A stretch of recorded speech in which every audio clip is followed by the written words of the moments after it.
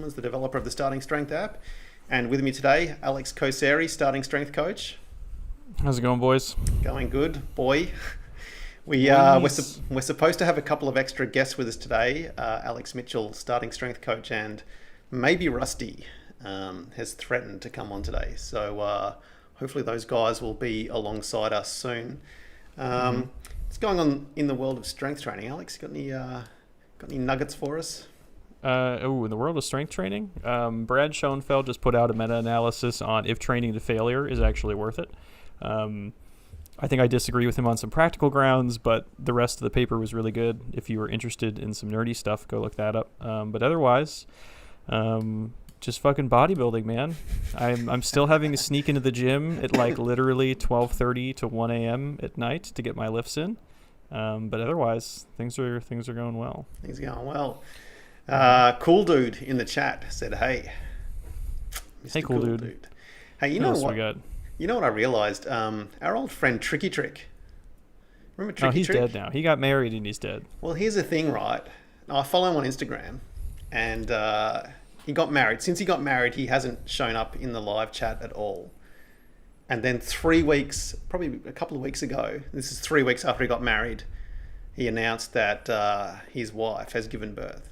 So I'm thinking, this guy is so potent that he's managed the gestation period shorten it from 9 months to 3 weeks. So it's very possible. Tricky Trick's breaking records all over the place. There you go. Yeah. So we had a question in the YouTube comments. I think we might have a look at that while we're waiting for the other guys. Someone said it was about our skinny fat clip from a few weeks ago, but he says the Starting Strength resources say there's no such thing as skinny fat, and if you're within healthy BMI and your waistline is under 40 inches, you should bulk. But what about someone at 19% who's still rather thin? I'm 6'2", 175 pounds, and I'm getting a lot of conflicting advice. Straw man, for sure, I would say. I don't think we say if you're at a healthy BMI and you're under 40 inches at the waist circumference, which is measured correctly at the navel, not at the hip bone, because those are different, that you need to bulk up. Most people, for the most part, need to lose weight, I would say. If there are people, like in his case, what you say, 6'2", 175? Yep. Yeah, so I think you would fall into the skinny fat range, and I think that Starting Strength has a contention with skinny fat as a concept because it's like this, it's a really convenient pitfall for people to fall into. If you don't have a lot of muscle mass on your frame, you're not really going to look good no matter what. So if you're concerned about aesthetics and you're like, oh, well, I'm skinny fat, the problem is my fat. Not really. The problem is that you don't have any muscle on your frame. So I think the point of contention that we have is where the actual cliff is, because it's like someone who is like 5'10", and then I'm very thin skin on the lower abdominals at like 170. I look very muscular at 170 when I'm that lean. It has nothing to do with the absolute body size. It's just that there's actually muscle mass there. For that ratio to work for him being at 6'2", he may have to be 210, But if you're going to stay at 175, you're really never going to look muscular. I think a big part about this is just kind of like Instagram fatigue from seeing people like just seeing constant fake natties who are being like, oh, the way to do this is to gain 1 pound a month or 5 pounds a year or whatever hyper-specific method that they're saying, so that you can look good year-round, where it's like you've never looked good in the first place, so do you just expect that to turn around all of a sudden? But yeah, not a big fan of the skinny fat arguments. I don't really think they do too well. All right, thanks for that. Alex Mitchell, welcome to the stream. Well, hello. Are we on air? We are on air at the moment. Have you got your little mic thing a bit closer to your mouth? I can do that, yeah. There we go. Excellent. Oh, he has a windshield on there. I love it. It's a COVID, protecting from the COVIDs. Yeah, my microphone can't get COVID. It'd be really bad. Yeah. Can you hold it a bit closer to your mouth? I think you might be... Can you just tap the mic for us? Hello. Can you tap the mic? Just make sure it's coming through that source. Oh, yeah. Okay, It cool. is, yeah. Yeah, sweet. How have things been, man? Alex Mitchell? I haven't seen you in a long time. Pretty good. How about you guys? Going great. Various degrees of terrible. Wonderful. But the standard amount, though, I would say. Nothing. Oh, good. Just the COVID amount of terrible? Nothing abnormal, I would say. Alex is how's dying. your Okay. Alex, How's your Sarah's training dying. going, Alex Mitchell? Oh, barely passable. I love it. mean, just really, really bad. Absolutely. Yeah. When the gym starts doing well, the training starts doing very poorly. So That sounds about right. that's It's like I about picked where up we're at. 3 new clients this month, and you're like, oh, And well, I have- and there goes all the- my training time. That was the 3 hours, Like, that's what I Exactly, had. Yeah. Oh, goodness. Trying to get some little. Let's do our little plug as Yeah, well. We've got you all neat. guys here. Oh, Look wow. at that. We're It's the future now. professional. I know. Mm-hmm. So, Alex Koseri, where can people find you? And You can't really find me on social media because I have a deep-seated disdain for it, but I am considering getting on it at some point. But you can find me at that website. I do online coaching, so if you're looking for somebody to help you out, I would say for the most part I work with either like a lot of emergency weight loss trainees, like people who are, like, hey, I'm 40% body fat and I kind of need to get stuff together. I've been really enjoying helping those people out. I work with a lot of athletes who have multiple sport demands, so if you're kind of trying to spin a few plates, I would definitely reach out to me. But I work with a pretty wide variety of people, so let me know if you need some coaching help. Alex Mitchell.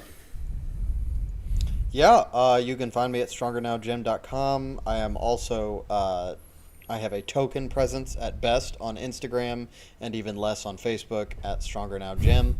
I also have a equally deep-seated disdain for social media.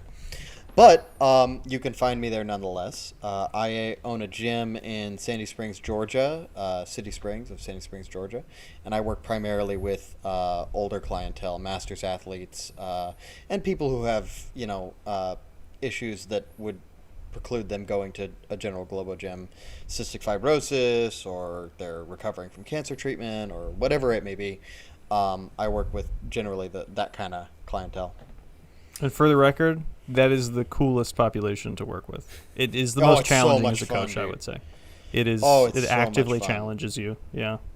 Yeah. And every day is a brand new day because you can program, you can have everything laid out just the way you want it, and life will never let you have that.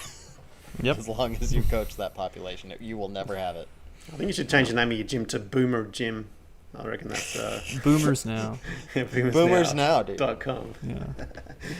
I think that might be taken. I don't know. Oh, goodness. Got a couple of questions from Cool Dude in the chat. I've been having a nagging injury of my shoulder from a bench press.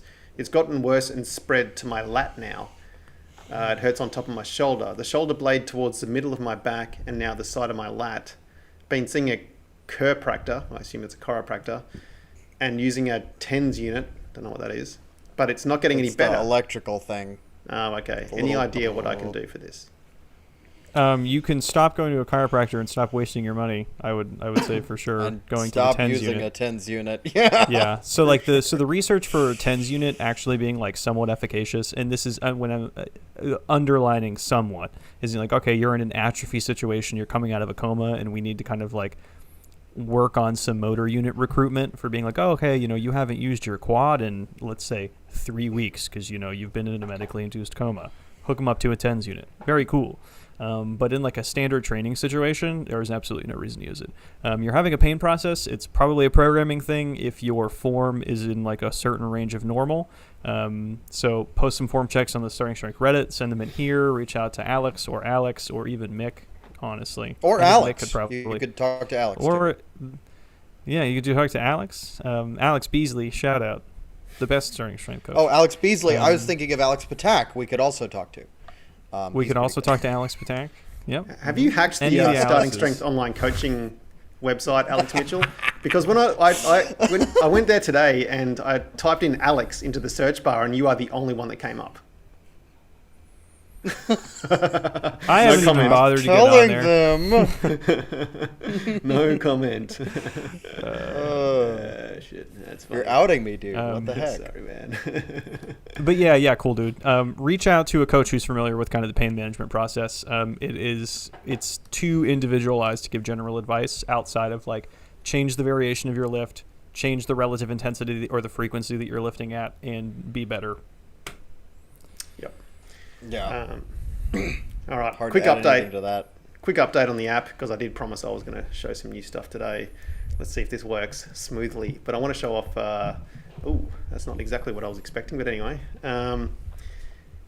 We've got some new programs coming in the app. So we've got pretty much everything up to Advanced Novice now. So... oh, really? Wow. Yeah, if you want to get your... also got some... so that's coming soon. It's in the beta. Phases, Advanced Novice. We've got the phases. What would- phases? Now, are you able to like move one lift at a time into advanced novice or like intermediate programming? You just had to throw that curveball at me, didn't you, Alex?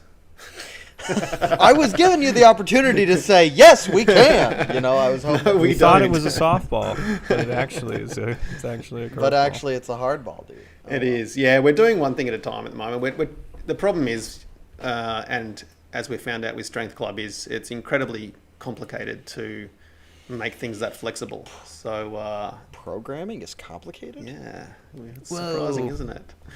At the moment, no, but that is something we have on the cards for the future. So it's coming soon. And if you're interested, if anyone's out there, they want to test out the beta, we have both Android and iOS testing at the moment. So hit me up and jump on the beta program, and it'll be sort of good to get a bit of testing on it, and you can have a look at the new app early. All right, let's take a look at some videos. If this thing will work, there we go. I've got our old friend. We have the videos in the overlay now. Oh yeah, baby! Look at this. Oh, look at us! We're professionals. Professionals. Oh my goodness! Wow. Dave has Ooh, decided and to we go get for the some. audio. This guy's normally Again, listening to killing it. metal, so this is a bit surprising. Seems like he's going for the. Not metal and not hip hop. I don't know. Sounds I don't know what to classical, do I with think. myself. That's the first form error, actually. You need metal or hip hop, don't you know? So this guy we had I on a couple of listen weeks to ago. anime music only. Oh, that's even better. Anime intro Wow. music only. We had this guy. Alex K is just. You're miles ahead of all of us, dude. Oh man. Oof, dude. What do you think about these squids, man? Well, let's preface this by saying we had this guy on a few weeks ago, and the Okay, feedback right. we gave him was to narrow his stance. Okay. So he's come back. I'm gonna say like we're the first thing I would say is like this before we or until we get the form in check, maybe deload like 10%. This weight is just it looks like it's not helping you right now. So deload the bar 10-20% maybe. And there are two primary issues here. Number one, you're holding your knees back until the very, very last moment when you're kind of forced into the actual bottom position of the squat. And the other problem is coming up. You're losing any scapular retraction you might have had, which there's an argument to be made. There's not a lot there in the first place. So, when you unrack, squeeze the shoulder blades really, really tight. Get into the tightest position you can possibly get right there, and then unrack like you mean it. Unrack like you're dominating the bar. Do your step back. Keep that retraction the whole time. When you're going down, punch your knees forward really, really hard. Sometimes it can help people to think about like closing their ankles, like closing that joint up, and just really, really get those knees forward. And I hope that should fix most of the problems that we're experiencing here. I think I would increase the toe angle a little bit to get the knees out a little bit farther. I think there's a little that bit could of help. disparate kind of in and out there. Otherwise, I would probably use a tubo in this situation and just have you maintain contact with it. So it's just like get your knees on the tubo as fast as you can, hold them there because the knees are shooting in late, they're shooting out early. So outside of all the upper back stuff that Alex Mitchell was talking about, we just kind of need to anchor the knee position, and then the squat should feel a little bit smoother. You want to think about like kind of everything gliding up and down on a vertical rail more so than anything punching forward or popping backwards too quickly. But I think these need time to mature. I think you can definitely keep squatting. Question from Teodor Mrenovic. It's a lockdown in London, and I'm training weighted pull-ups and the press and pistol squats because it's the only thing I can do with 135. Should I still be in a weight gain situation, as in eating a big surplus? No. Okay. Counter argument. Yes, Okay, go for it. We have no other information about you. He could weigh Fair 95 enough. pounds. No idea. Okay, fair enough. Yeah, I would Theodore, just say you can still get a tremendous amount of hypertrophy done. As long as you don't care about strength, you can get a tremendous amount of work done, man. Like, try doing a drop set, of like 3 sets to failure with pistol squats, and then immediately go into weighted lunges for 60 yards, and then you're going to see some freaking quad development, man. Like, you have work to do. And that's all. Like, that really matters. is your weighted push-up at 135 pounds for 12? Probably isn't. You have room to grow, So, question about that: would you still keep him at a really high surplus, or would you bring him up? I never put anybody at a high surplus.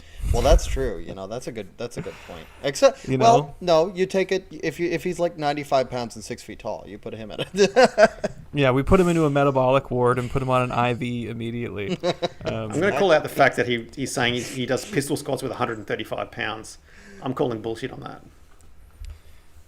Yeah, pistol squats with 135, that's hard, dog. Yeah. That's you can quarter squat that. You can quarter pistol squat that. That's not that. I was about to But a say, deep he pistol didn't squat? say, like, yeah. I wonder if he's maybe thinking that's a Bulgarian, like a split squat or something. Oh, maybe he's. Oh got yeah, the- Bulgaria, could another have excellent quad movement. Mick bringing it home. Yep. He also reckons Chase is busy doing his OnlyFans at the moment. That's why I couldn't make it tonight. All right. Yo, Chase, hit me up with that link. I mean, what? Sorry. Yeah, post the link in the chat so we can all leave and go there. Dominic Yanga. I remember this guy. Yeah. Oh, we got a press going on. Okay. Okay.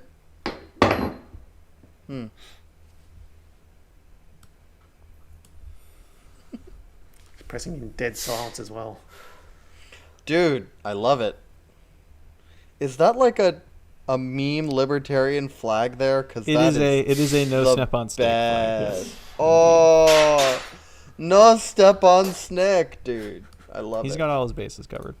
Oh, How do you feel about this guy's this old rocking. school military press?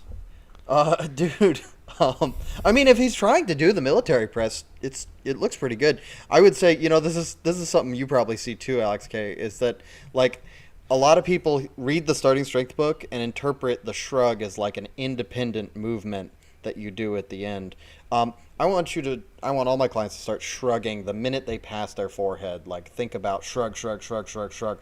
So that shrug is just an extension of the press. It's basically like you're trying to reach that bar right up to the ceiling, and you just don't stop until you start going down. Other than that, do you see anything that's glaringly worth addressing? I think even for a military press, the elbows are still a little bit behind at the bottom. They get more behind as you go on. Try to give it a little bit more oomph. I mean, so if the person's a little bit more athletic, the more athletic the person is, the more I will cue the shrug early. If the person's a doorknob, the shrug is like the last thing. It's like, okay, you managed to get it up there, and now we'll think about shrugging. But if you have someone who's a little more athletic, they can actually think about shrugging out of the bottom, because if they're here, they can kind of punch their shoulder up as they're driving the bar up. So if you want to give it a little bit more oomph, try to think about shrugging as explosively as you can. Just the whole kind of shoulder girdle and your elbows and your fists all rocketing up at the same time. So see if that can make the bar speed a little bit faster. I think these were quite slow, uncomfortably slow. Interesting. I don't like slow pressing, man. I treat pressing like a fast lift. Save that for That's benching. funny. I'm the exact opposite, but it's probably, again, clients we deal with. All right. Oh, yeah, with your population, man? Whew. Yeah, dude, we strict press, Yeah. dude. I mean, like, there's some 2.0, but most of it's strict press. Yeah. We'll come back. I'll actually have a question for you, Alex Mitchell, about that. In a Sure. sec. We'll check out this guy first. Let's rock it. Very So it seems like tentative. this is in his house, but the platform seems like it's 100 years old. I think he imported the platform. That's awesome. Maybe it was already there. He just That's built the house nice. around it. New York City, circa 1929. Yeah. I think This if you were platform saw wearing the the Great starting Depression. strength, if you had the starting strength weightlifting boot, you could use this platform on it. He looks like he's got Actually, some do-wins on there as well, so he's Yeah. definitely on his way. Yeah, man. So move the heels out, let the knees come in a little bit. You don't need to think about sending them out that dramatically. Otherwise, I think these are totally fine. I would say the bar position may be a little bit low, if anything. You could probably move the bar up a tad and then move your grip in to get it tighter. One thing, and actually just played, but like you had your hands pretty wide, and then once you were already under, you scooted them in. They're not going to be as tight that way. Start them in that more narrow location and push into it rather than trying to like pull it in once you're already under the bar. But otherwise, these are squids, man. These are pretty solid. Yeah, dude. Couldn't agree more. So Alex Mitchell, I had a question for you about the press, especially with older folks, and something when I was training with my dad, he'd really struggle to get the bar obviously above his spine at the end. How do you train for people who have like just terrible shoulder flexibility? I mean, it really depends on what the grade of terrible it is. The biggest thing that changed my the way I approach the press for older athletes is Matt Reynolds had this video or a podcast or something like that where he recommended hanging, like dead hanging. Now, do not get an old guy who's got some weight on him to try to do a dead hang if he's got shoulder problems. You put them, yeah, it's going to be bad news. I see Kay laughing. So you get them on a pull-up bar, right? You get them on a box where they can grab onto the pull-up bar.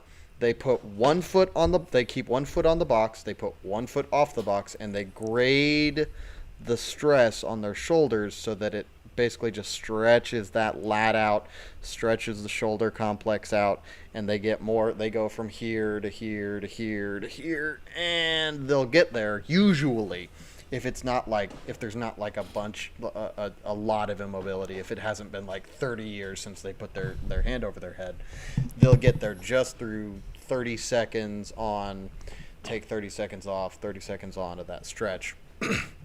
And then if that doesn't work for some reason, some people who have had like rotator cuff trauma, that's going to hurt and it just won't be doable for some reason. Other people, it'll open them up, but not enough. They're still here. They were here, but they're still here. If that's the case, then I get them on the rack with a dowel rod first, and I have them press up the rack. Ripito does this in his rotator cuff rehab. Good idea. Yeah, Mm-hmm. yeah. Yep. And I just let them get whatever grade they can for the hand to press up, and usually they'll be able to get into that position where the humerus is right in line with the ear. And if not, I have them stretch that out at the top of the press with a big shrug. And really then I good, just work them either if they're close, I just push that with the dowel rod and I have them bench press, and then I have them do that, and I have them bench press. Or if they're not really close, then I'm just gonna I'm gonna start weighting that, and I'm gonna start adding weight to this motion up the rack, and just continuing to try to push that mobility, but making that an exercise in and of itself. And then you can do one-armed presses. I think Sully's book mentions that you can do like one-armed presses if there's just really no hope.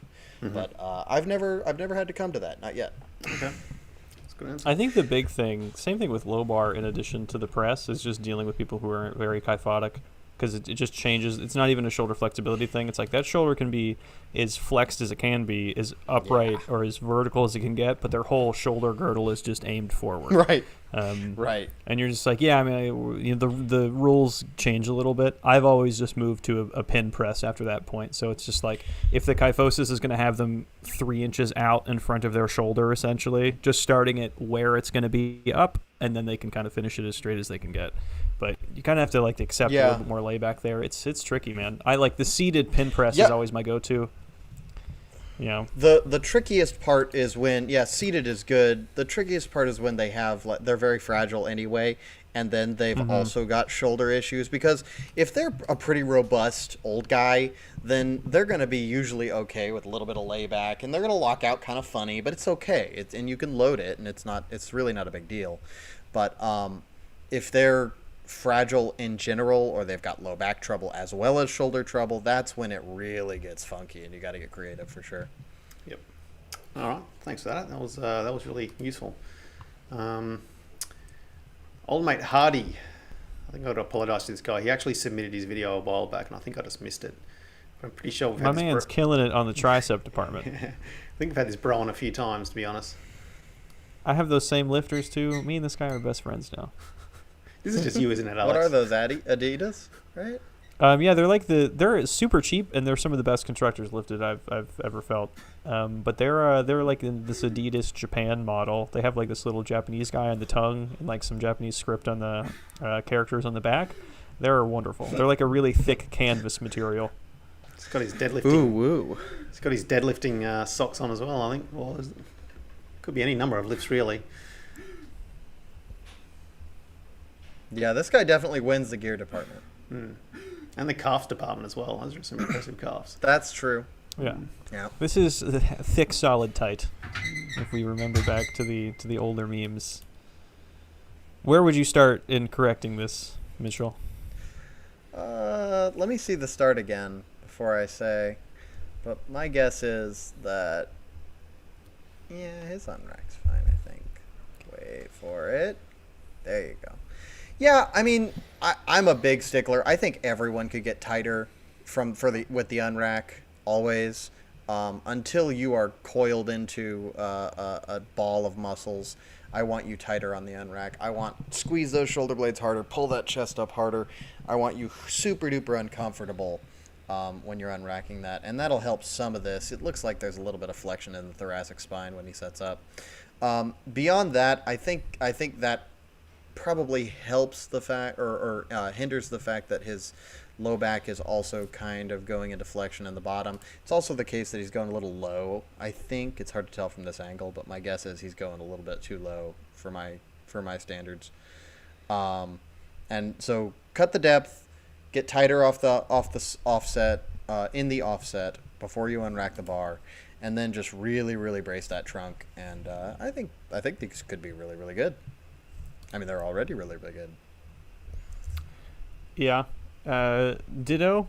I would keep the depth where it's at because you're getting a nice solid bounce. I think really.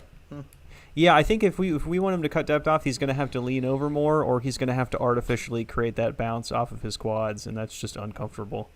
It just feels like a leg press at that point, or at least for my own history. I would widen the stance up a little bit, and then just focus on getting your back tighter. Just like with your proportions, you can treat it, a la west side, and just stay as vertical as you can, get as tight as you can, and have some fun with it. And then, honestly, widening the stance out, it's going to pull your depth up by an inch anyways.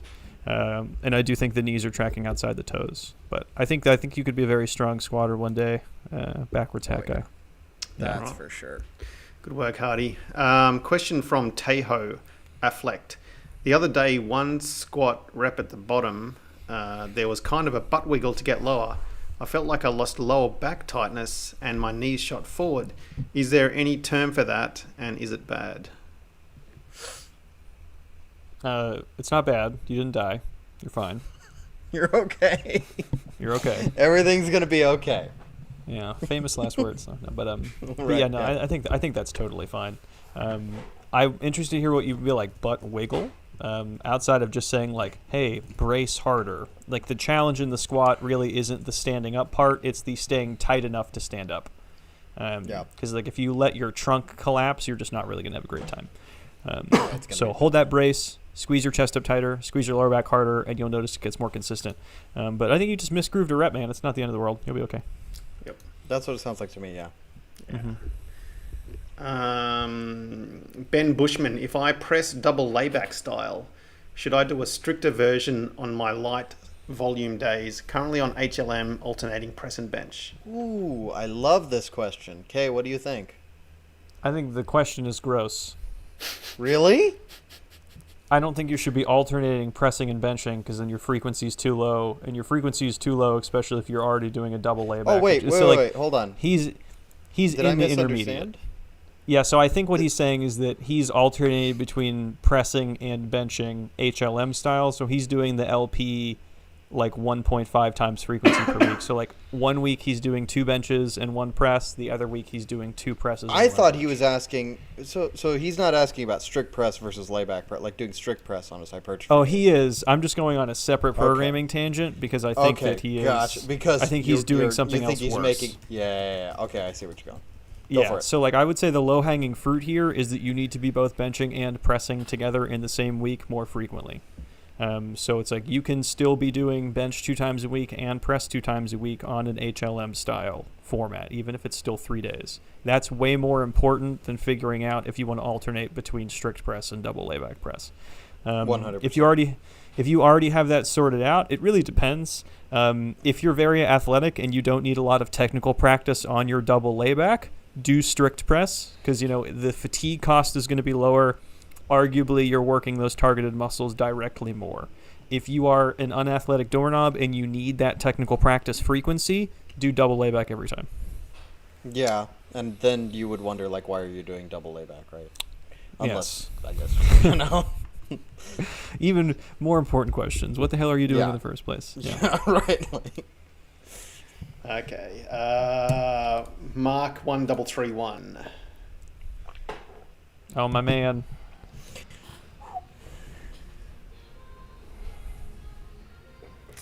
Who wants to start with this one? Not it. I'm giving this to Kay. Nope. Mick, it's all you, I buddy. think. Oh man, I was There too we slow, dude.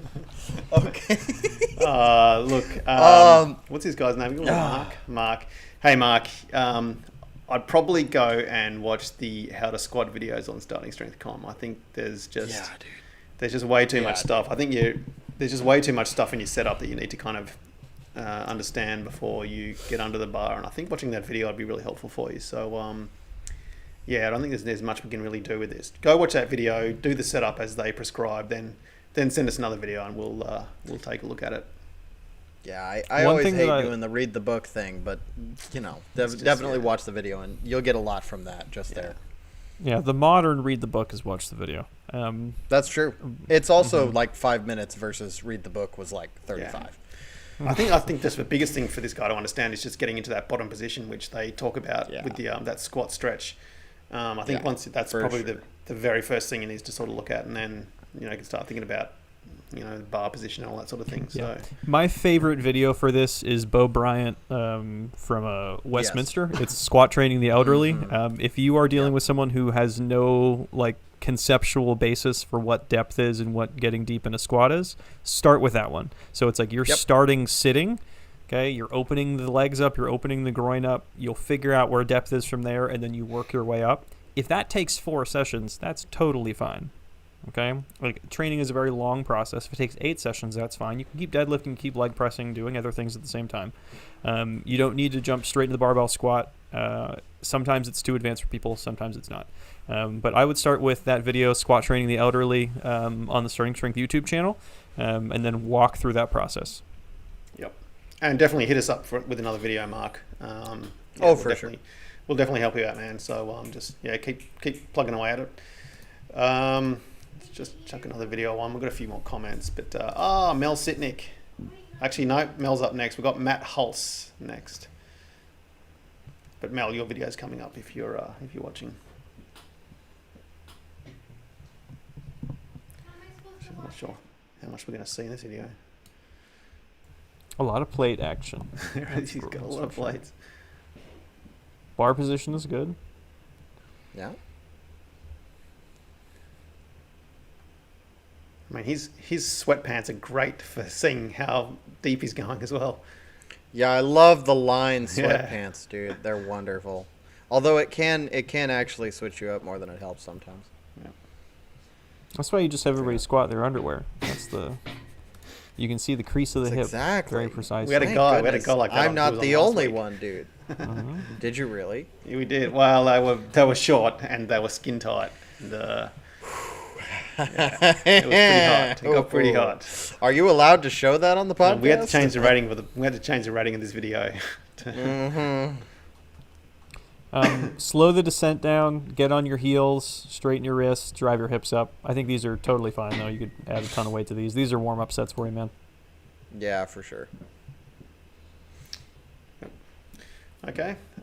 Short comments on that. That's good. Always good with that. Let's see. William Clark, what would you all recommend for the first change in the OHP, overhead press and bench press for a classic HLM type program for a 32-year-old male, healthy 280 pounds? Monday 3x5 90%, Wednesday 3x5 80%, Friday 1x5 PR. Thank you.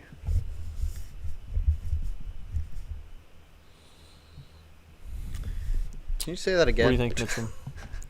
I think he's asking what would you recommend to change in the classic HLM type program? And he's saying he's pressing 3 days a week? He doesn't specify. He says OHP. He says press and bench Overhead press. press. Yep. He's And saying bench press. Monday 3x5, Wednesday 80%, 3x5, and Friday 1x5 PR. I mean, I'm usually starting way before we hit HLM with something very different. But I'm gonna bump that volume up to 4x5. That's the very very low hanging fruit that you can do, and you can get that up to a 5x5 at least one day of the week. But it kind of depends. I'm not sure I understand the question as to whether he's like pressing and benching 3 days a week, or if he's still alternating, or that's what I'm not getting. I think it's implying that if so, just from the way that the LP has put things into people's brain, I assume that if they don't specify otherwise, they are alternating. They're alternating. Yeah, exactly. Yeah. And that's honestly, like Kay was saying, that's the I lowest pull hanging that fruit, out is super like- early. Yeah, because it's not enough volume. Exactly. And if you have like a hard stress week or you're a little bit run down, we'll switch that to a 2 pressing week. So we can go like bench twice, press once for like 4 weeks, and then we can take a light pressing week if the press needs to catch up, because you're kind of pairing the two. I think it's definitely just not if you're enough trying volume. to do. If I had to bet, Sorry, go ahead. If I had to bet, I think in this situation he's doing benching Monday and Friday, and then doing lighter pressing on Wednesday. If you're doing lighter pressing on Wednesday, you can up the volume if that's at 80%. I would start putting in volume on Monday as well. That Friday, depending on how advanced you are, actually how strong you are, that 1x5 PR may not even be that intense. If you're benching 275, sure, going to 280 may put you out for 2 days. But you can probably squeeze in some back end volume there. So like, let's say that if you are doing your Friday PR on bench, put in your back off pressing volume right after that. You'll be fine. You're probably just going to have to do more work. I would recommend either starting to self-study programming or reaching out to a coach. Those are tricky situations to be in. Yeah, it's really hard to give advice on that kind of stuff if it's not like, if you don't have all the information. Yep. Okay.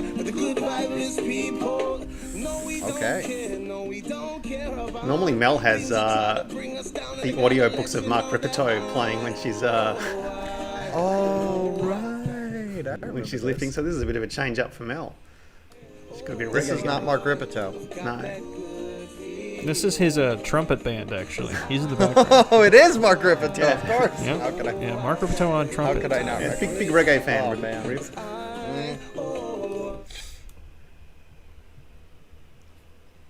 I would start cueing these like a high bar. Fight for your chest position.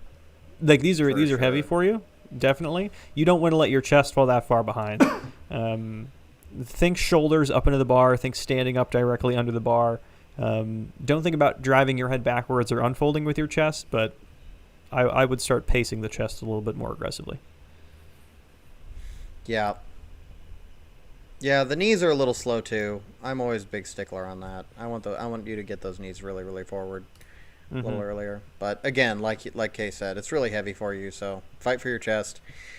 Stay vertical, that kind of thing. All the things they tell you not to do in the blue book. Okay, there you go, Mel. It's good to see you again. Couple of comments, questions. Any advice preparing for the starting strength certificate or certification? I'm training 3 people through the LP and reading the books. I don't know what else to do. Let me just say we've already answered this a couple of times on these videos. I think we actually have a clip. And we as will well. Continue to answer. We'll it, continue I'm sure, to answer for it, the but let's rest keep it. of Let's keep it shortish. eternity. You want to take it? Zoom your time. Zoom your timeline out. If you're only training three people through the LP, you're not really ready. Yeah. You need to be able to guide people through the LP and then through most of intermediate training. And I would argue you should have a pretty firm grasp of what high-end programming and periodization looks like, so you can understand more of the foundational principles. Make sure your mechanics, like your physics, statics are there. Make sure your anatomy and physiology is there. Make sure your coaching is there. But like, you can get away with not coaching that many people if you've coached all of them for a long time. If like you were like, okay, I've only coached 5 athletes for like 6 years, you're probably a good enough coach. Maybe. I'm not sure. It depends on how athletic those people are. But the best bet is to just having coached a ton of people. Really, I would actually disagree with that. I would say if you've seen it done, then it can obviously be done. But I would say, you want to get as many people. You want to have your long terms, but you also want to get as many people as you can into that very first session, because the platform is that very first session. Right? I think if I could go back and you just like put me into like a compound with 5 people who were doorknobs, training experience beforehand, that's a good then point. You'll be fine. You need 5. I'd say like a few hard cases, and you'll see most of the errors under the sun. Yeah. I just wonder how much that transfers to getting someone to take care of all of them within 45 minutes. You know what I mean? Talent. Like that's Talent. Yeah. It is a shit test for say talent. Well, that's true. I'd say having done the seminar as basically a noob who'd never coached anyone before, I think just doing that stuff under pressure is probably the biggest thing as well. Like, you're going to have people evaluating you on the platform as to how you're coaching. So, be prepared that it's going to be pretty bloody hard and nerve-wracking. If you can get optimally, if you can get a starting strength coach to like have you do a platform exam. That's what I did with Beasley, and it helped immensely because she was judging me the whole time, and it was terrifying, but it was an inoculation. And if you can't do that, have your mom watch you or something. Like, have someone whose respect you care about watch you coach, and just ask them to make random comments about things. And it doesn't even have to really make sense. Coaching your boxers as well, I would say. Everyone trains nude. That's really important. That was really the biggest thing that did it for me. Mm-hmm. Yeah, and probably prepare yourself for the fact you're probably going to fail the first time around. A lot of people do. And it may just not be for you. That's true too. And you're going to have to go to Wichita Falls to do it as well. So that's probably something else here. Dude. Anyway, let's not go down that path. Let's chuck in another video before we go down a bad path. Our old buddy MJDC, training at Gold's Gym. I got to address another comment here. Steven Roomberg just says, "What if you're just technically bad at press 2.0?" You're not bad at the press 2.0, Steve. I watch you press all the time.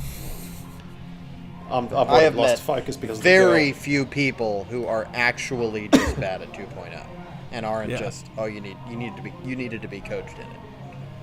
Yeah, it's just press more, man. Just press more. I think I've seen Steve's one of my boys. I've seen Steve press literally hundreds of times. Yeah. Does that reflect badly on you as a coach, Alex, or does that reflect badly on Steven? Mm-hmm. Can I just make a comment? There is a hot girl in the background of this video who's also in the squat rack, and that's all I've really been. Oh wait, yeah, I think we did this one already. MJDC just said that too. The same video, man. What? We've just seen too many MJDCs. I just wanted to see the girl again. Let's put it on. Let me see if I can track down another one of. I don't listen. I think we got to get you to the southeast, because I mean, what's in the southeast? What happens in the southeast? A lot of hot girls. A lot of hot girls here as well. This is Australia, just temperature-wise, it's really warm down there. Yeah, that's all. Exactly. They're ugly as hell. Yeah. But they're warm. Let's. I'll just get the next video going, and you guys can talk about that while I search for MJDC's deadlift video. Talk about hot girls in the southeast. Yeah, well, you can talk about that as well if you want. By all means. Who do you have like a? Do you have a site in Twilight? Because we talked about that for about 15 minutes last week, and we lost a lot of viewers. So, if you want to ruin this video completely, let's get some Twilight. I think you lost me as a viewer too, dude. Thank God, that's the correct answer, I think. Yeah, Chase and I are stoutly on Team Edward. We are holding the fort down. Whew. I'm on team. I don't do Twilight, bro. I hate to say The it. true winning side. The real winner here. The real winner. Love that unrack. What do you think about his grip?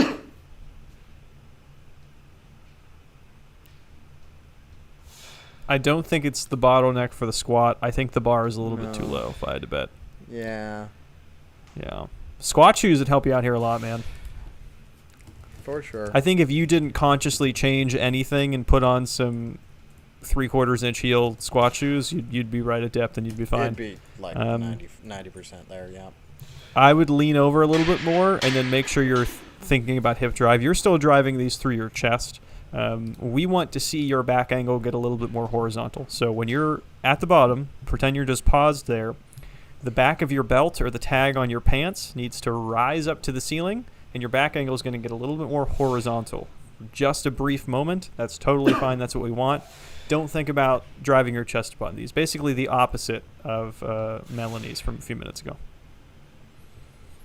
Yep. Okie dokes. Thanks, Nick. MJDC, we got your video now. I found it. Oh, hang on a sec. Which one is it? Oh, there it is. There we go. And there's the girl again. Yes. That was a killer grunt, dude. Oh, she's doing, what are those things called? I don't know what they're Barbell called. hip thrusts? Yeah, that's Yes, dude. it. MJDC. Actually, just step a back bit really next time great round. movement. Very fun movement. That's a hot take, Kay. That's a hot Yeah. take. Try them with, so load up 315, Alex Mitchell. Try them. They don't feel good light. So if you're just trying them with light weights, they don't feel good. I gotta say, I've actually never tried it. It's a hard sell for the 72-year-old lady. Oh, I'm not saying for the So. 70s. I'm not saying for Meredith. Well, I'm saying for you, Alex Mitchell. Okay. I'm saying for you. Alrighty. I guess I They have check the homework today. FUN box for lifting. I feel like, it's mainly for other people at the gym to just look at you and go, okay, that guy can generate a lot of power. Is that what it's for? Okay. I'm pretty sure that's what it's for. Wow. Squats don't do that? That's a bummer. Well, No. they don't give you the same visual. They don't give you the same visual effect as I like this someone guy yeah, dropping his thrusting. butt in the frame. Yeah, dude. All right, what do you think about Oh, we were- MJDC's Deadlift? Yeah, we're I'm sorry. We were supposed to be watching the video, right? yeah. What's it called? Look up, I think it's like a simple deadlift fix with Nick Delgadillo. Just look up Nick Delgadillo deadlift. He's going to go over rocking back before you actually start the pull on your heels. That's what you need to do. I would say think about shifting everything up and backwards the entire time you're attempting to start the rep. You're a bigger guy with a bigger belly, so in the beginning, sometimes that can help you or force you to kind of push the bar away when you're trying to get everything tight together. But it's okay for everything to compress as you send it up and back. But you need the bar glued onto your shins, get a little bit more on your heels. I'd be interested to see this from a front angle because I would like to know how wide that stance is and what your knees are doing. But Yeah, I would say even like when I start teaching the deadlift now, I just cue midfoot before we even get into the 5-step setup. Just because, like, if you can set up over the middle foot, you're already there, and you're gonna squeeze up into the perfect position most of the time. But like you say, he's kind of a big guy. He's got a belly, so that can be hard in the beginning. All right, MJDC, keep those videos coming, man. I've been enjoying watching his progression. He's definitely improved a lot since his first couple of videos. Did we already see this one, Nick? Yeah, we saw this one. yeah, we did. Yeah. We've got Pulkit Jain. Hopefully I pronounced that correctly. Geez, I'm loving that platform he's got there. What is that? Is that a... Yeah, it's rad, It's dude. like something out of Game of Thrones. Yeah. Got a pretty cool setup in general. It does, huh? Bar's a little high. Fight for your chest. Otherwise, I think these are very solid. I don't know what those little bands are around people's knees. I see them wearing them, and I'm like, man, I wish I was that cool. I don't know what these are for. I'll just put a rubber band around my leg. Who knows what they are? Maybe he's in jail. It's just his beeps Dude, he steps outside. You have no idea the stuff people walk into the gym with when they're not like indoctrinated. I'm sure just I mean, you mummified. probably do. Oh, dude, it's wild. It's so wild. Yeah. I would say with him too, I'd like him to slow down on the descent a little bit. Take it slow, keep tight. I think he's just relaxing into the bottom, trying to look for that bounce. It'll be there no matter what, no matter how slow you descend. So take it slow, give it a little bit more time there, and I think that'll help him keep tight and maybe help him keep his trunk more stable. It looks like he's got the bar over to one side as well a bit. That's Everybody does. It's a secret. Don't tell anybody. I'm OCD. Please, God, do not, because people will like fixate on it, and they'll be like pulling their knees back in the squat, and they'll be like throwing their head forward, or whatever They'll they're be like, doing. but the bar and they'll be is saying, asymmetrical. But the bar is catty. Yeah. I look in the mirror. Like I actually check my wrist position and make sure that You it's, do what? I do it. I do that. Then you're not getting hyped up enough for the squat. That's probably true. You need to not care That's about generally that true shit. about everything, though. That's in my life. So Yeah, I think half of the job of a coach is just kind of easing anxiety about what actually matters and what doesn't. So yep. I'd say Bar over posi- half, probably, depending on the client, right? actually 75%. No. Yeah. All right, Pulk, I've got another video from you next week, buddy. So we've got our old friend Rolk. We got a little clean action going on here. Oh, We're doing. God, I hope so, because he was squatting. He was squatting like 340 last time we saw. So hoping this is a clean. Rad. This better not be a deadlift. We're all going to be There we real go. sad. A lot going on here. Yeah.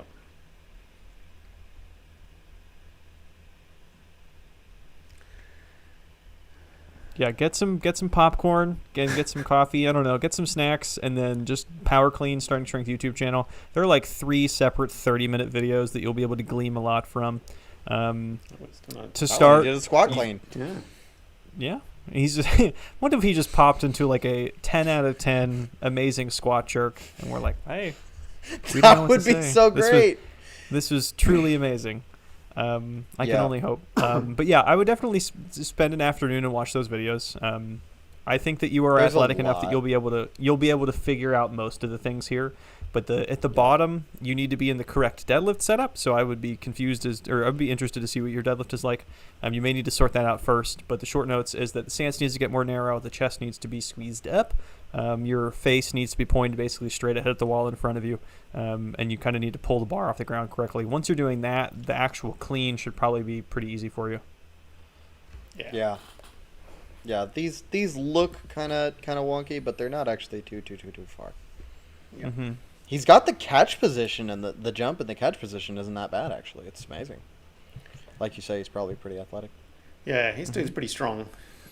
So, yeah, I think just get the old setup going. Rolk needs shoes, according to Steven Roomberg.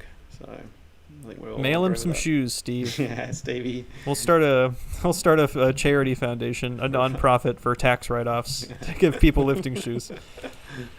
It's not the worst idea I've ever heard. Stanley.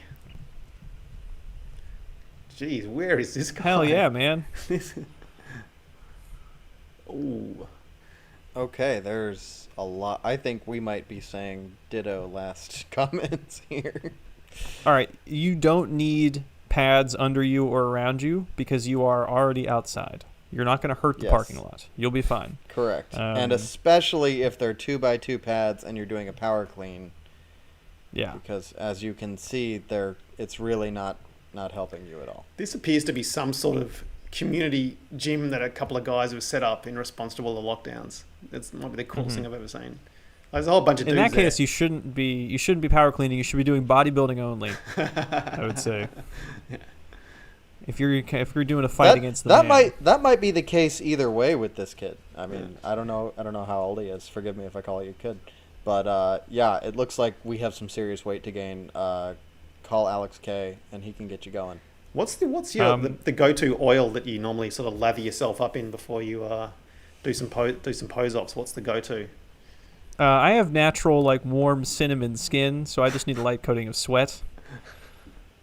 So I don't actually need to oil anything, and just a nice post-workout sweat, and we're good to go, man. Sweet. Wow. No, but I would actually teach this from the top down. Like people who they can kind of figure out the jump, but they can't really figure out the bar path or the catch. They're kind of going backwards. Just kind of groove that in. Like it's a part of the teaching progression I think is hugely important. Is feeling what the bar feels like as it's floating down and floating back up. Get into the front rack position. Drop the bar. Feel how it feels organic. It's going down in a straight line. It's touching your chest the entire way. And see if you can use that to piece together the path for the bar, because you're trying to pull it backwards into your neck. It just needs to go straight up and down. I would think about jumping through your toes on this one rather than kind of like popping your foot straight off the ground and kind of doing like a little bunny hop.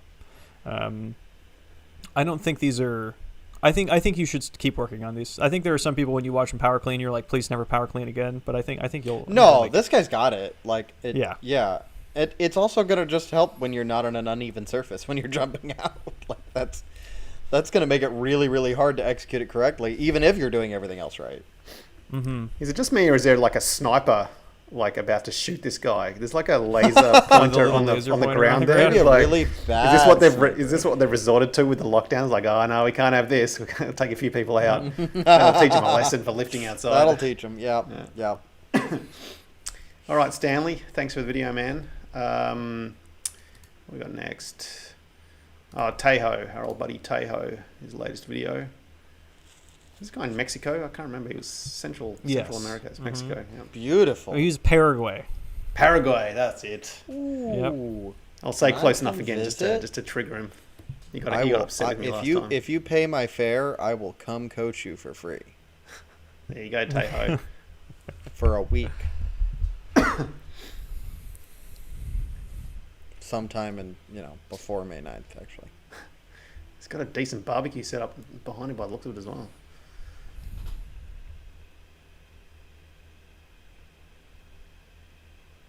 I would finish the rep more confidently. That's it. I would tell him to squeeze up a little. I think he can get a little bit more with his... Oh, never mind. Don't Don't we all spoke too soon. Don't do that. Don't do also, that. Just all that last bit, don't do that.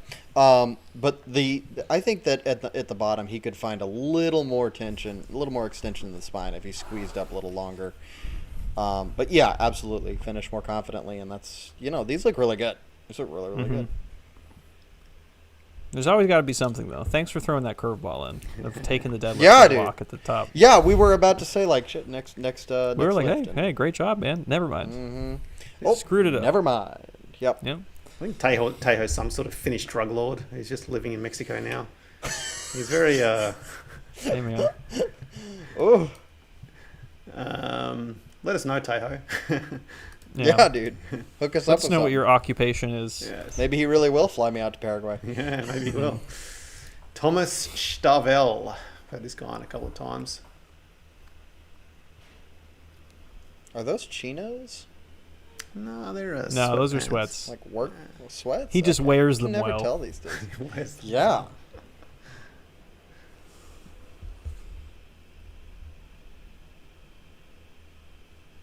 I was going to say I thought his grip was a bit narrow, but looking at it now, Yeah, it looks like seems like it's okay. I think. Nah. I think it is a little narrow. I think your initial assessment is correct. I think he could widen his grip a little bit.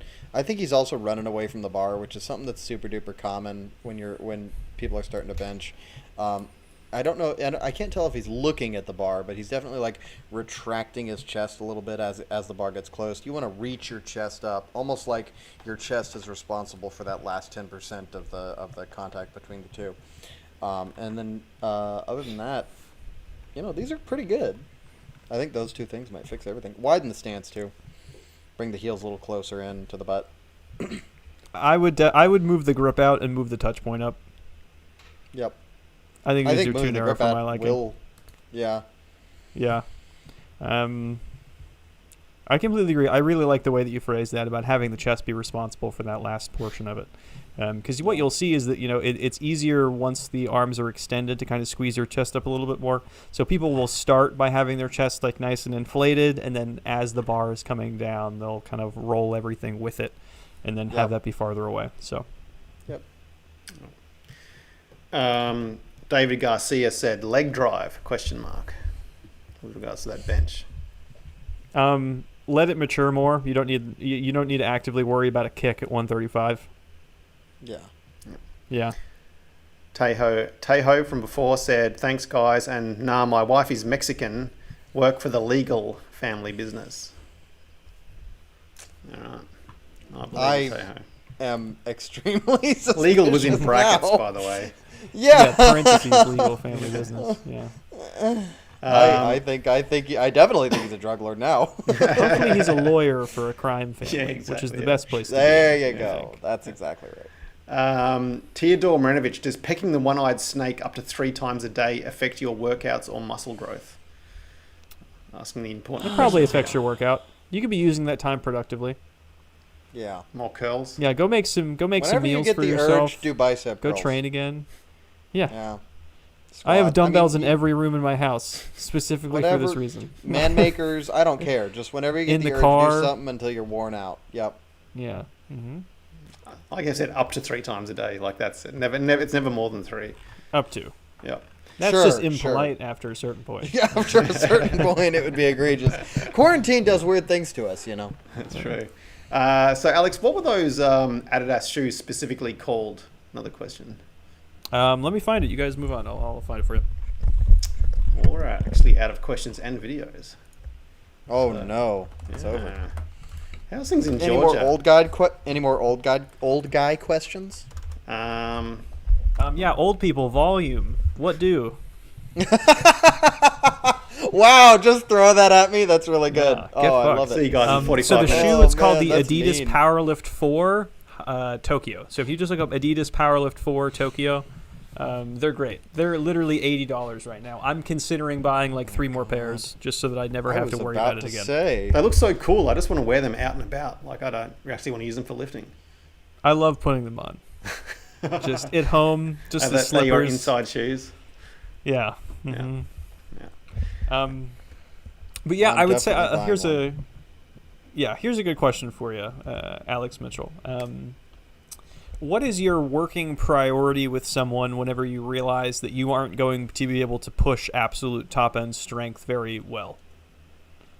So like if you have someone who is very low lean body mass and you're just like, okay, I think I can probably drive a lot of neural adaptations. This isn't really a case where we can kind of do rapid weight gain. What is your working priority when you have them for 3 hours a week? Yeah, that is the first priority, is that I have them 3 hours a week. You know, consistency is the very first priority, and it's actually really hard to. It's not a guarantee with that kind of population, especially because there was a way they got there, and unless it was some traumatic incident, you know, they got there because they have some shit in their head about working out or whatever's going on, right? So consistency is the very first thing that we focus on. After that, things that will improve lifestyle, we're assuming that strength is where it's going to be, and is kind of like you're not going to get much more. We're going to move to, mobility. We're going to start varying the exercises based on what they need. Are they an older lady? Well, we're going to start doing get-ups, right? Literally getting up from the floor. If they haven't gotten to the point where they can stand up off of a chair or anything like that, we're going to work on that. We're going to do just as much as we can do to keep them moving and keep them active.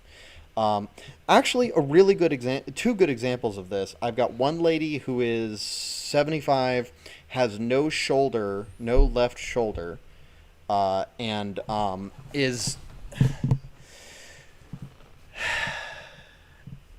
unable to focus effectively. So she simply is not going to do the kind of things that are required in order to get as strong as it would be really good to be. She's not going to be able to, get the bar in position or anything like that. She would have to do a lot of kettlebell training, and she's just not there enough to where she's going to be able to push strength. So what we do is we keep her moving the entire hour, right? We focus on aerobics. We focus on, as keeping as much strength as we can. and we focus on getting her active mentally for as long as we can in that hour that we have her, because that's really the most important thing for her, given the trajectory that she's on. Yeah, just kind of like baseline movement, hugely important. Yeah, we had a couple of questions while you were talking, Alex. What do you call old, and what age do you start to consider altering their programming? Wow, that's an incredible question. I love that question. Old is not. You cannot call old. I have met 60-year-olds who train like 20-year-olds, and I have met like 40-year-olds who train like 80-year-olds. It's because the thing people have to understand about age is that it doesn't make it makes everyone less effective than they were when they were younger, but it doesn't make them less effective than other people, right? It's variance based on what they were when they were like 23 and they were a hormonal superhuman. So when I meet someone, it's, who's 65 or 70, the only difference is that I have to look for a wider range of variability in what they might be able to start out with and where they might be able to end up. Because some of them are going to be able to squat 405 pounds 5 times, and some of them might never get past 35 pounds, or might not even get to that. But it does not mean that you can't lift heavy. It does not mean anything about how you're going to perform relative to other people, even other 20-year-olds, compared to it's much more about where you were when you were 20 and where you are now. This one drives me insane. There's people on the starting straight who are like, I'm 38, I'm an old guy now. What am I supposed to do? Oh, my God. And it's just like, listen, you're not an old guy. Like, you feel like shit because you're terribly out of shape because you haven't taken care of yourself for 2 decades. It's not your age. It has nothing to do with your age. I reckon a lot of that, though, comes because of professional sports. And, when you're 30 in professional sports, you're washed up. Yeah. That's when people retire at professional that could sports. Be it. And I think a lot of that's I hadn't considered that. That's a very good point, actually. Hot takes are really good. I like that a lot. But yeah, so it's I have 60-year-olds who are doing unironically more volume than I am and responding better to it. So it's just like I don't really think it's an age thing. Is that person taking care of themselves? Have they taken care of themselves? I think the on-ramp, like the first 3 months of actual programming, is what changes the most, because it's like you may run into a 35-year-old or a 44-year-old, and you're like, oh, we can probably just start them, like a normal dude, and then you realize any cope they had for work capacity is shit. Even the standard LP is too much work for them right off the bat. Any amount of aggressive loading is too much for them. They're hypersensitive to pain processes, all these things. Like, it really depends. It's super individual, but assume that you're going to do better than you can. Or that you are. Assume that you're still young, and it's like if you're 80, then you'll be like, okay, I'm probably going to have to start with old guy stuff. But be optimistic about it. Don't write yourself off if you're not 80 freaking years old. Anything below like 70 years old, you should not assume. Really, you should never assume anything, no matter what age you are. But anything below 70, you are not old until proven old. And also, I wanted to ask Alex K, how much do you think is, because you mentioned, that you've treated yourself like shit for 2 decades. How much do you think the whole old people, or the older you are, the less you can lift, that kind of thing, how much do you think it's actual aging processes versus you just had more time to fuck yourself up and not deal with the things you needed to deal with, right? So if you're 25, you only had 5 years to detrain. If you're 45, you've had 25 years. I hugely think it's that. I also think that the conditioning I think the most important thing is conditioning for pain processes of being like, you have been actively avoiding discomfort for 2 decades, right? Imagine living that sort of life and then someone being like, all right, we're going to put you into a discomfort-based process where it's like, okay, your shoulder's going to hurt when you bench and your knee's going to hurt when you squat and your back's going to hurt when you deadlift, but you're just going to keep doing it. And then for a lot of those people, it is mentally such a huge cliff. It requires a literal paradigm change in what they think is okay, because most people actively avoid discomfort in every possible opportunity of their life, right? And if you have done that for 40 years, it's going to take such a radical change in your mentality that Yep. it sometimes might not be possible for you. But unless you're bought into it, right? If you're ready to receive that information, then all bets are off. But that's honestly like above and beyond memory disorders, above and beyond cognitive decline, above and beyond everything else. The thing I fight the most with people who are all in their 6th or 7th decade and who have never heard of starting strength, came to me because their grandson recommended it or whatever. The thing I fight is that. The thing I fight is that they're overly sensitive to pain and discomfort, and they interpret muscle soreness during an intra-exercise muscle soreness as strain and pain. Yeah. And this will hurt for a week. This will hurt for a month. I won't be able to heal through this. Mm-hmm. Yeah. I think the other thing is just like people assume that because they have been professionally excellent, and most people have. A lot of people who find coaches just in general, you're already a high performer and we know it. You're already a type A person and we know that going into the relationship. And they'll be like, I'm amazing in everything. I am the master of these domains that I'm in. It doesn't transfer, right? So it's like you can be a master of the 3 domains of parenting, being a husband, and being great at your job. It doesn't necessarily apply to you deeply understand how your body is going to handle pain, and again, so like what Mitchell was saying earlier, it's just like a huge part of a coach's job is dealing with these things and the counseling process over time and being like, hey, you're actually much closer to invincible than you thought. You'll be totally fine. Yeah. All right. Thanks, guys. That was pretty interesting. We had a few more comments there. Someone asked what fruit do you think you can kick the furthest? That's from Papa that's Franku. a hard question. Yeah. But I don't think I'll. Do you guys want to think about that for next week, maybe? And I feel like a pineapple would be really good because it wouldn't. I feel like no, because you have to think about if you think about bursting. I'm gonna go with young coconut. It'll be robust enough that you can kick it as hard as you can. And it is dense enough hollow, that it will still so fly. it's gonna have a okay. Yeah, it's gonna hurt your foot though. Yeah, you'll break your foot, but you got to win, man. You're gonna win the. That's not part of the. That's not part of the question. You got to put the team on your back, dude. Like I don't care what you do in life, you got to put the team on your back. That's true. Yeah, no, I'm going with coconut as well. I think that's a good choice. Well, on that note, we'll leave it there. Thanks a lot, Alex K, Alex M. Appreciate your time today, and thanks everyone for the videos and comments. We will be back next week. All right, see you Thank boys. you so much.